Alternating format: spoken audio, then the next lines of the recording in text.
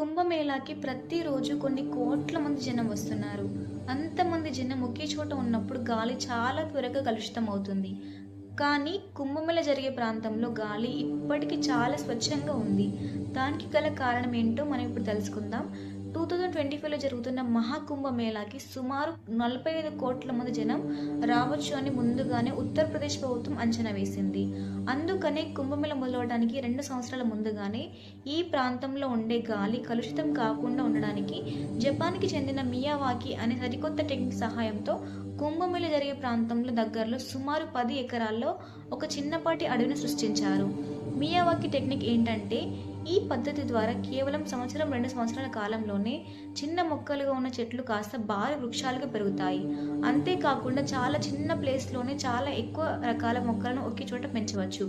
మర్రి చెట్లు, రావి, వేప, చింత, ఉసిరి చెట్లను మియావాకి టెక్నిక్‌తో కుంభమేళ జరిగే ప్రాంతంలో పెంచుతున్నారు. అందుకనే అంతమంది జనం వచ్చినా అక్కడ గాలి ఎంతో స్వచ్ఛంగా ఉంది. ఈ ప్రాజెక్ట్ కోసం యూపీ గవర్నమెంట్ 6 కోట్ల రూపాయలు ఖర్చు చేసింది. ఈ ఇన్ఫర్మేషన్ మీకు నచ్చినట్లయితే ప్లీజ్ ఛానల్ లైక్, సబ్స్క్రైబ్ చేసుకోండి. Thank you so much.